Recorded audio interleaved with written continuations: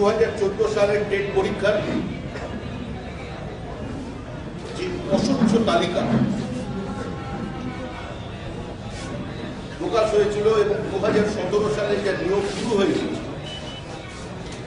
আদালতের হস্তক্ষেপের কারণে সেই নিয়োগ বন্ধ থাকে।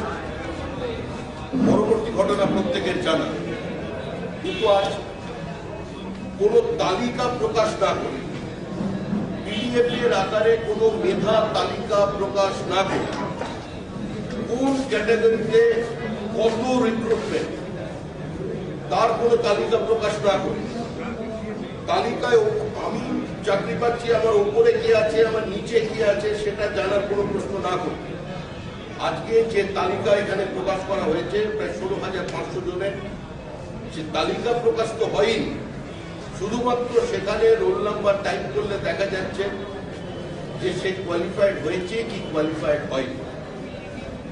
এটা কোনোভাবে এই প্রক্রিয়ার চূড়ান্ত অস্বচ্ছ, সম্পূর্ণ দুর্নীতিতে ভরা।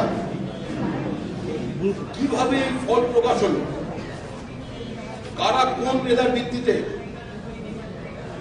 এখানে চাকরি পেলেন, এটাই আমাদের কাছে সবচেয়ে বড় প্রশ্ন। প্রশ্ন ভুল থাকার কারণে যারা আদালতের শরণাপন্ন হয়েছিলেন, প্রশ্ন ভুল থাকার কারণে, প্রশ্নপত্রে যে ভুল থাকার কারণে আদালতে যে মামলা চলছিল সেই মামলার রায় আজও প্রকাশিত হয়নি। এই মামলার রায় বেরোবে সম্ভবত মার্চ মাসে, কিন্তু তার আগে যারা মামলা করেছিলেন, যাদের সেই পূর্ণ ঘোষণা তালিকায় যাদের কোনো নাম ছিল না, তারা এই তালিকার অন্তর্ভুক্ত হয়ে গেছে। তাহলে যদি শুধুমাত্র মামলা করাটাই, প্রশ্নপত্রে ভুল থাকার জন্য মামলা করাটাই একমাত্র যোগ্যতা হয়ে থাকে চাকরি প্রার্থী, তাহলে সরকার অন্তত শ্বেতপত্র প্রকাশ করে সেটা বলুন। কারণ এমন বেশ কয়েকজন মামলা করেছিলেন যাদের নাম সেই সময় তালিকায় ছিল, যারা টেট কোয়ালিফাই করেন, কোয়ালিফাই না করার কারণে তাদের কোনো ভাইবা হয়নি। কিন্তু এই যে তালিকা আজকে প্রকাশ হয়েছে, মানে তথাকথিত তালিকা যে অ্যাপের মাধ্যমে চলছে, যেটা তো পূর্ণাঙ্গ তালিকা নয় কোনো অবস্থায়, তাদের নাম এখানে কি করে ঢোকা? এই চাকরি দেওয়ার নাম করে তৃণমূল সরকারের কিছু নেতা মন্ত্রী থেকে শুরু করে বহু মানুষের বিরুদ্ধে অভিযোগ ঘোষণা গেছে। বহু এমএলএর পরিবারে 8 জন 11 জন করে চাকরি পেয়েছে গোটা পশ্চিমবঙ্গ জুড়ে। এই পরীক্ষা জুড়ে পরীক্ষার্থীদের কাছ থেকে মোটা টাকা নেওয়ার অভিযোগ এবং তার প্রমাণ সহ সংবাদ মাধ্যমে বহুবার প্রকাশিত, বহু চর্চিত। 2017 সালে কিছু নিয়োগ সম্পূর্ণ হয়ে গেল, তারা আজও চাকরি করছে। তারপরে এই তালিকা প্রকাশ করা হলো, যে তালিকায় বহু মানুষজনের এমন নাম থাকবে যারা শুধুমাত্র যাদের একমাত্র যোগ্যতা তারা মামলা করেছে। তাহলে 6টি প্রশ্নের যে ভুল ছিল, এই লক্ষ লক্ষ পরীক্ষার্থী যারা ওই প্রশ্নপত্রে পরীক্ষা দিয়েছেন, উত্তর লিখেছেন, তাহলে তারা তো এখান থেকে সম্পূর্ণ বঞ্চিত হয়ে গেল। কোন ক্যাটাগরিতে কত, ওবিসিতে কত, এসটিতে কত, ফিজিক্যাল হ্যান্ডিক্যাপ কত, এসসি কত, এর কোনো হিসাব এখনো পর্যন্ত কারোর সামনে নেই। এই তালিকার সম্পূর্ণ অস্বচ্ছ, এই তালিকা দুর্নীতিতে ভরা।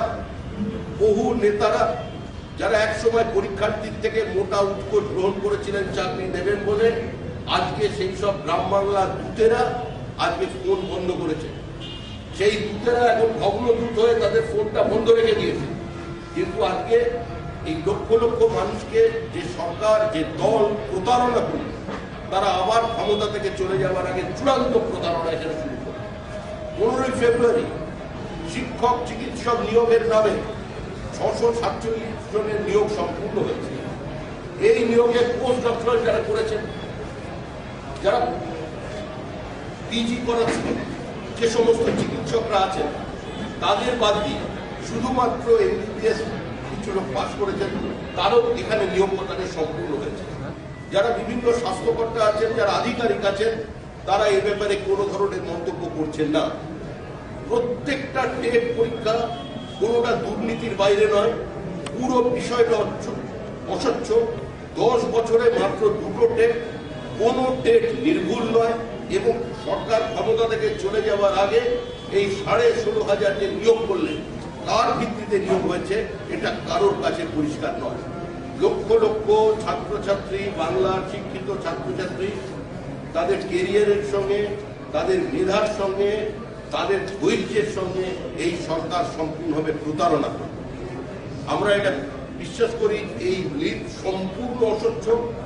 বিজেপি সরকার 2021 সালে ক্ষমতায় আসবার পর 2021 সালের অগাস্ট মাসের মধ্যে এই টেট পরীক্ষা নিয়ে আমরা তদন্ত কমিশন বসাবো। সম্পূর্ণ বিষয়টাকে তদন্তের আওতায় নিয়ে আসা হবে। আজকে শুধু শিক্ষাক্ষেত্রে নিয়োগ, আমরা বারবার বলছি যত কন্ট্রাকচুয়াল সার্ভিস হয়েছে সম্পূর্ণ ক্ষেত্রে সেগুলো নিয়োগগুলো সম্পূর্ণ অবৈধ হয়েছে।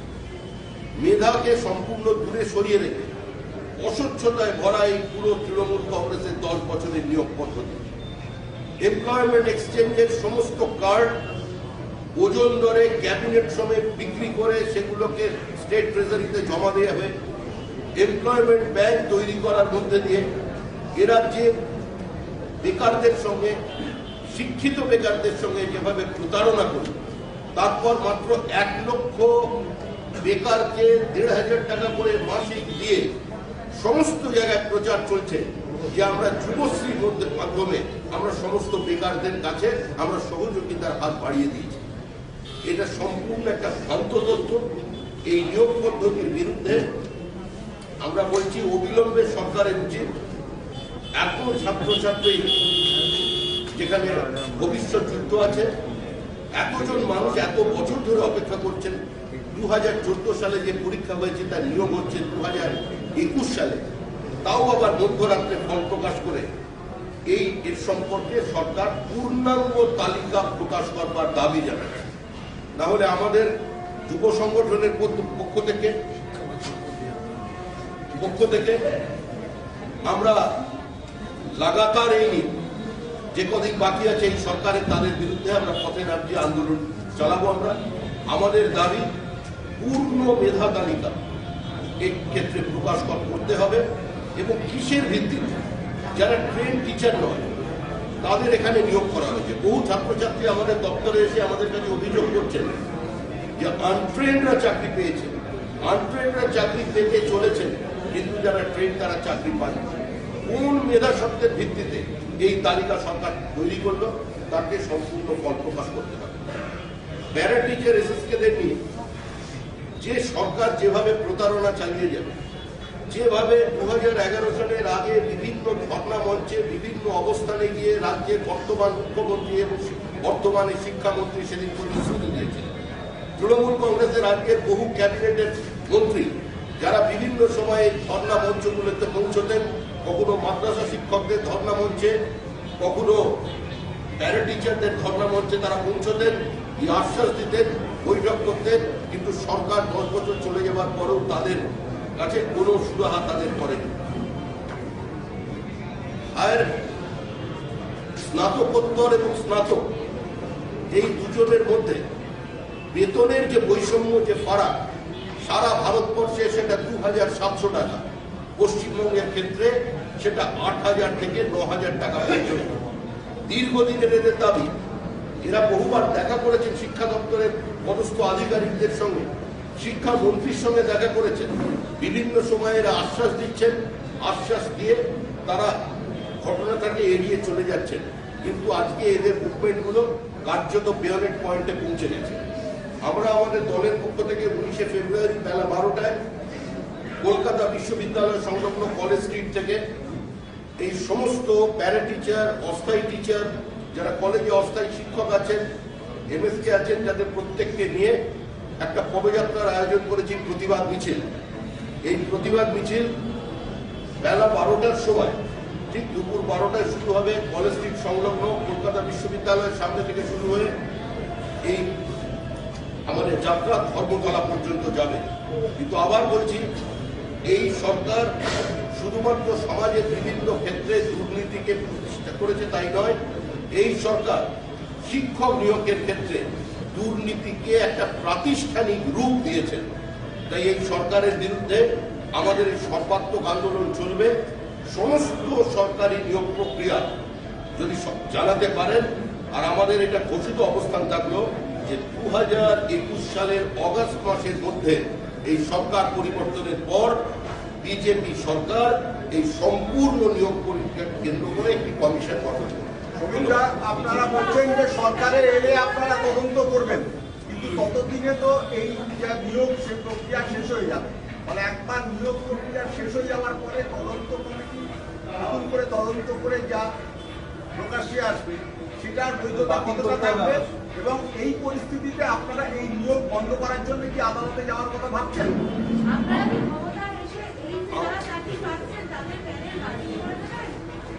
আমরা যেটা এই পর্যন্ত আমাদের যা বক্তব্য আমরা জানালাম, সরকারের রিয়াকশনের জন্য আমরা অপেক্ষা করছি। বহু ছাত্রছাত্রী আছেন, তারা আমাদের জন্য অপেক্ষা করছেন না, তারা তাদের মতো করে করছেন। আমরা ওভারঅল বিষয়টাকে যেভাবে দেখেছি সেটা আপনাদের সামনে উপস্থিত করলাম। কিন্তু যে অস্বচ্ছতা তৈরি হয়েছে আমাদের মনে হচ্ছে, কারণ কেন একটা সরকার পিডিএফ ফাইল করে ফরম্যাটে কেন পুরো তালিকা প্রকাশ করবেন? অতীতে সমস্ত জায়গায় তালিকা প্রকাশ হয়েছে, এই সরকার তালিকা প্রকাশ করেছে। এই সরকার দেখিয়েছে কোন কোন ক্যাটাগরিতে কত নিয়োগ হয়েছে।